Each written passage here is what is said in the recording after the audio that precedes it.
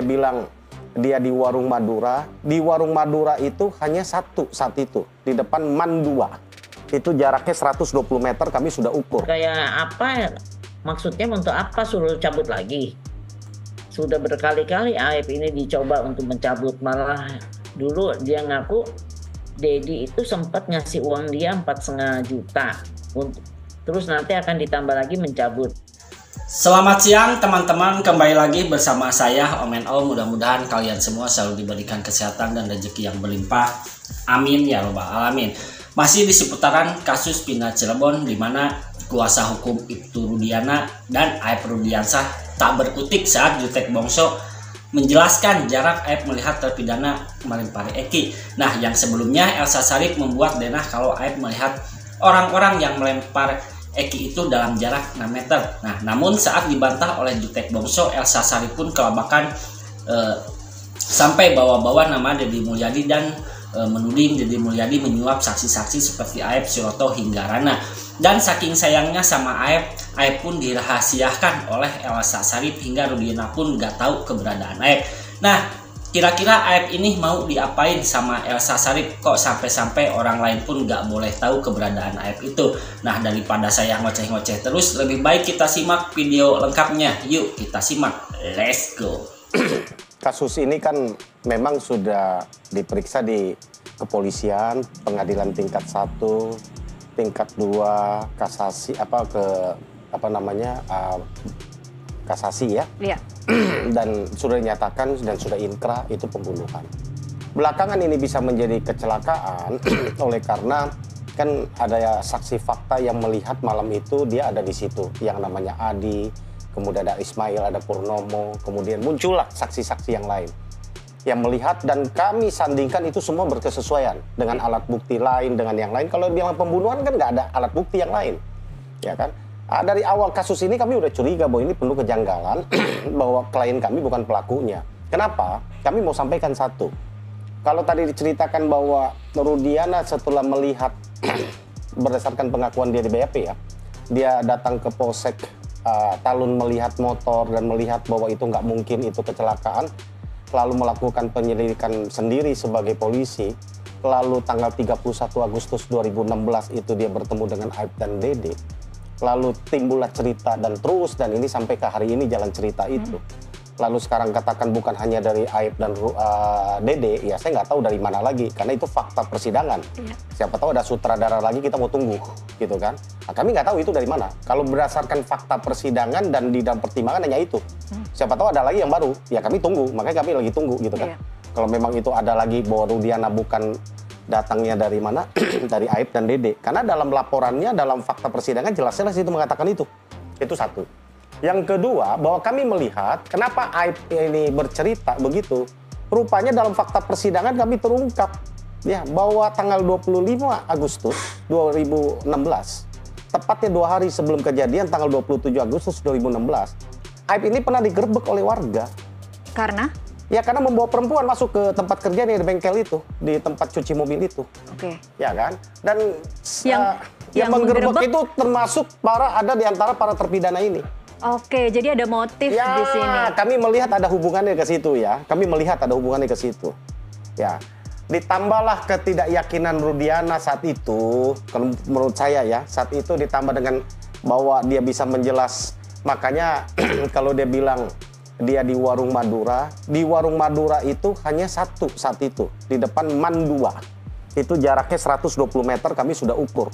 Kalau yang kemarin Dena yang beredar itu di depannya tempat pencucian mobil ya, itu namanya warung nasi kuning, jam 4 sore sudah tutup, nggak ada gitu. Kalau dia bilang beli rokok, itu adalah di dalam putusannya juga mengatakan di depan warung Madura, depan MAN 2, bukan di depan tempat cuci mobil. Itu yang kemarin kita rekonstruksi gitu kan, itu yang sekarang beramai kayak ketika 120 meter di ya, waktu itu ya, bahwa itu jadi sekian meter dan apa semacam. Kami sudah sampaikan, baca lagi aja putusannya. Di dalam kronologisnya itu adalah dia beli rokok di warung Madura di depan MAN 2. Itu jelas. Itu dalam pertimbangan hakim, dalam putusan. Dalam kronologis kesaksian itu sampaikan. Kemarin ada sanggahan tidak waktu? Nggak ada, justru pemilik warung mengatakan betul nggak ada yang beli rokok? Nggak ada malam itu, dan dia buka sampai jam 12 malam. Ketika dia buka sampai jam 12 malam, ditanya lagi, ada nggak yang kejar-kejaran? Ada nggak geng motor yang lewat? Nggak ada, sepi Pak, katanya. Ada nggak berantakan? Nggak ada. Ini fakta ya, ini yang kita mau sampaikan. Jadi saya sekaligus mau luruskan bahwa kan kita bukan berkata-kata dan tidak membelokkan keadaan. Ya, kalau ada yang mengatakan itu di depan warung itu ada di depan tempat kerjanya Aib yang 6 meter yang disebut dengan warung, ada warung di situ. Itu namanya warung nasi kuning, sekarang pun masih ada. Gitu kan, itu buka sampai jam 4 sore. Tapi dalam putusan ini maksud dengan warung itu adalah warung di depan Mandua. Baca lagi. Ya, itu maksudnya si Aib itu waktu mereka nongkrong itu sudah melihat, ya. Sudah melihat, tunggu saya ulangin dulu ya. Yang masalah itu bukan Rudiana sendiri yang melakukan investigasi. Ini melakukan ini bersama-sama timnya, dan itu sifatnya investigasi, dan itu biasa polisi melakukan hal itu karena ada kecurigaan terhadap jenazah hasil dari visum et repertum. Bersama tim tuh berapa orang berarti Bu Elsa? Ada 5. 5 orang polisi yang kemudian diajak untuk melakukan investigasi kasus anaknya, begitu ya? Melakukan ada Skype-nya kok, bukan liar. Terus kemudian juga menanyakan kepada Suroto, kepada itu Supardi, Suja dan semuanya ya. Dari hasil itu baru ke lapangan. Jadi lihat ininya, helmnya, lihat motornya. Terus bertanya kondisi yang lain-lain, dokter segala rupa. Jadi nggak sembarangan aja Mbak. Jadi dilihat, terus kemudian ditanyakan apakah itu ada kecelakaan di sana. Yang jawab nomor 1 waktu itu Dede. Dede bilang nggak ada, yang ada kecelakaan justru Dede. Tapi Dede itu baru kerja 2 bulan, tidak tahu bahwa nama-nama orang itu, tapi dia mengenal. Baik. Dan kalau Aib sudah bekerja 5 tahun, jadi dia mengenal dan kemudian bukan Aib aja sekarang. Oke lah Dede kan ada namanya si Rana alias Piying, itu dia terang-terangan menjelaskan sampai sekarang tidak pernah berubah, menjelaskan bahwa ada di BAP berkas, ada juga di putusan, dan dia melihat adanya perkelahian, pukul-pukulan, dia melihat perempuan bernama lihat perempuan kecil dia bilang, dan dia melerai dan supaya jangan ribut berantem itu, pukul-pukulan itu aja. Jadi saya nggak akan nambah-nambah saksi karena kan kita tidak punya kewajiban, putusan itu sudah inkrah, apalagi udah gerasi kepada presiden, kepala negara yang paling tinggi. Baik. Pasti untuk putusan presiden tidak langsung itu pasti tanya kepada majelis, kepada ketua MA, Baik. kepada Seknek, kepada Menteri dan HAM, terus kepada Menko Polhukam. Jadi nggak sembarangan melakukan hal itu. Baik, Bu Elsa, kalau boleh tahu apa kabar Ibtu Rudiana hari ini? Bagaimana komentar dia menyaksikan seluruh persidangan PK ini? Dia kasih tahu poin-poinnya, ini nggak benar, ini dia kasih tahu saya, dan saya juga sedang lakukan segala upaya hukum yang benar ya untuk kepentingan klien saya. Dan Pak Jutek berupaya melakukan PK untuk kepentingan klien, ya silakan, kita saling menghormati. Apa kabar dengan somasi-somasi yang dilakukan? Kita akan lakukan. Iya pasti. Itu namanya melakukan upaya hukum. Katanya kan Jumat lalu kan Bu untuk Jumat lalu untuk Ibu Titin. Kita rapatkan semua itu, dan kita akan melakukan suatu verifikasi dan validasi terhadap saksi-saksi yang ada di PK. Kan tuh banyak tuh, kalau nggak salah saksinya 49 saksi fakta, 5 ahli.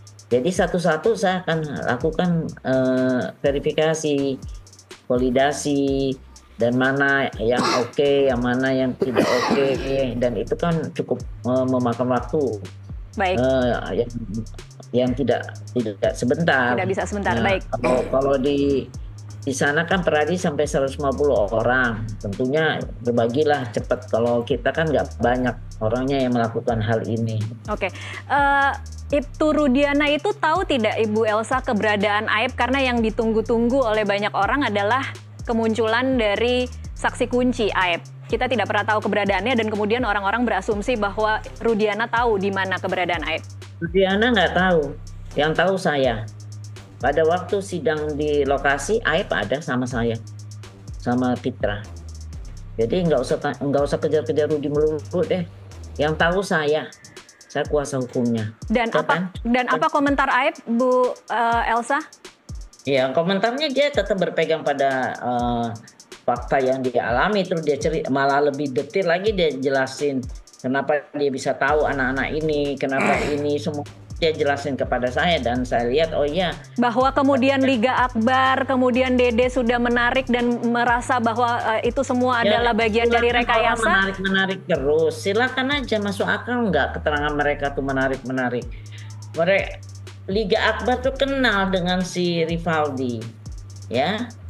Dan ada pihak-pihak lain yang menjelaskan tentang hubungan dikenal Liga Akbar, dan mana tahu Rudiana Baudia itu kenal dengan Rivaldi itu, dan kemudian dia juga menjelaskan bahwa Rivaldi BBM sama dia mampus, Eki sudah mati. Mana mungkin Rudiana mengatakan demikian? Itu ada dalam BAP dan keterangannya di bawah sumpah. Sekarang mau cabut-cabut silakan lah. Sekarang memang musimnya cabut-cabut semuanya. Silakan aja. Oke. Ya kan? Itu hal-hal kecil yang diterangkan Liga Akbar. Itu nggak mungkin orang lain tahu. Seperti setelah Aldi diproses tidak ada permasalahan 1x24 kan dilepas. Tinggal 7. Siapa yang menunjuk ada terkaitannya Rivaldi? Penyidik tidak ada yang kenal sama mereka semuanya. Kemudian mereka pun yang mengatakan bahwa ada satu lagi yang bernama Rivaldi. Nah, Rivaldi itu ternyata dalam tahanan. Dia tanggal 29 melakukan penganiayaan kepada perempuan dan dia juga dihukum. Hukumannya juga ada di tangan saya. Baik. Ya, saya cari hukumannya ada. Siapa yang dianiaya? Itu keterangan dari mana? Emang dari penyidik. Rudiana apalagi nggak kenal sama mereka tuh kan anak jauh di bawah umurnya. Jadi terserah aja kalau memang maunya begitu keterangannya. Kita juga punya keterangan yang sangat masuk akal, nggak kenal lah dengan mereka. Baik. Baru tahu setelah diberitahu oleh Dede dan Aib, tapi nama-namanya satu yang tahu adalah Aib.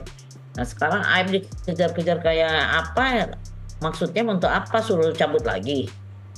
Sudah berkali-kali Aib ini dicoba untuk mencabut, malah dulu dia ngaku Dedi itu sempat ngasih uang dia 4,5 juta untuk terus nanti akan ditambah lagi mencabut. Uangnya dia tak terima. Ada buktinya Bu Elsa? Ada bukti pemberian uang itu? Aib ada. Si Suroto juga dibayar 2 juta untuk cabut. Tapi Suroto nggak cabut. Oke. Dan banyak lagi. Saya nggak usah ngomong lah. Kayak begitu-gitu uang udah berkeliaran. Baik. Memang nggak punya uang. Cuman ala kadarnya aja. Tapi itu benar. Sampai amplop-amplopnya masih disimpan oleh mereka, ya. Akan lebih meyakinkan Bu Elsa kalau kemudian Aib bisa muncul ke publik dan menjelaskan dan menunjukkan bukti-bukti itu. Ngapain? Udahlah, untuk apa? Kita tidak perlu muncul-muncul di TV. Yang paling penting nanti pembuktiannya. Oke, saya ngapain di media? Terus nanti mau dibully gitu klien saya. Oke, baik, saya ke Mas Reza mungkin untuk pertanyaan terakhir. Bahwa Aib akan didatang, akan dihukum, pokoknya ancaman terhadap Aib itu terlalu banyak. Jadi kami bilang kenapa Aib diancam? saya udah tahu siapa yang ancam juga saya tahu, ada di TikTok, ada di berita-berita, dicari kemana-kemana, emangnya siapa gitu loh Aib ini. Dia punya lawyer yang akan melindungi secara hukum, bukan melindungi secara badani.